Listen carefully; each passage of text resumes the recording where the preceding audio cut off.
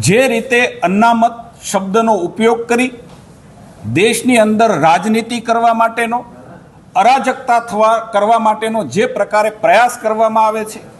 દેશના જનમાનસને ગેરમાર્ગે દોરવાનો જે પ્રકારનો પ્રયાસ કરવામાં આવે છે, એને અમે સખત શબ્દોમાં વખોડીએ છીએ. નામદાર સુપ્રીમ કોર્ટે હમણાં જે પ્રકારનું આકલન કર્યું છે એ નિર્ણય નથી,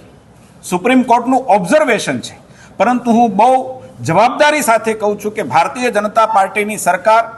દેશના યશસ્વી પ્રધાનમંત્રી નરેન્દ્ર મોદીની સરકાર બંધારણીય રીતે એસસી એસટી સમાજને મળેલા હકોનું રક્ષણ કરવા માટે બિલકુલ પ્રતિબદ્ધ છે. સુપ્રીમ કોર્ટનું અવલોકન અને સુપ્રીમ કોર્ટના અવલોકન પછી જે પ્રકારે પ્રતિપક્ષના લોકો સુપ્રીમ કોર્ટની અવહેલના કરી પ્રજામાનસની અંદર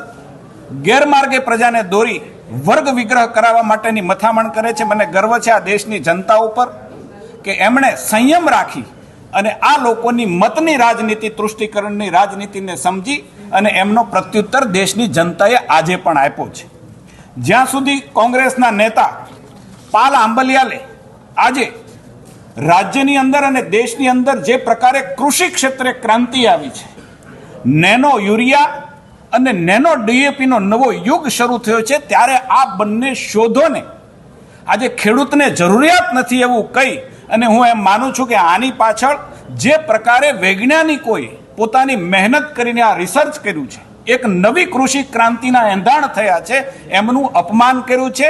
કરોડો ખેડૂતો આજે નેનો યુરિયા અને નેનો ડીએપી વાપરે છે, એનું પણ અપમાન કર્યું છે. અમે ચોક્કસ માનીએ છીએ કે જે પ્રકારે ગામડાઓની અંદર વેપારીઓ દ્વારા ડીએપી ખાતરની થેલી સાથે,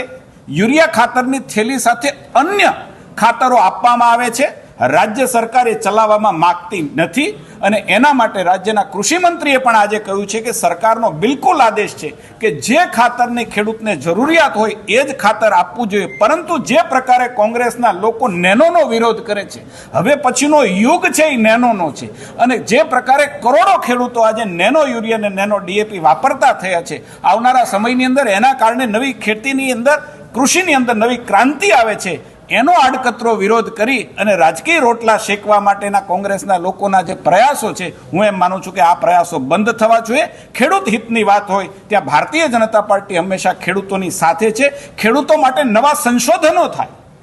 ટેકનોલોજીનો ઉપયોગ કરી અને નવા ખેડૂત ખેતીના આયામો વિકસે, એવા પ્રકારની ભારતીય જનતા પાર્ટીની નીતિ રહી છે. અને એના જ કારણે જે પ્રકારે નેનો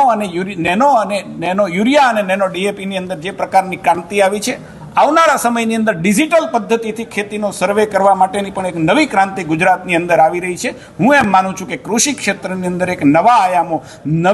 નવો સમય, એક નવો દસકો શરૂ થયો છે, એમાં કોઈ બેમત નથી.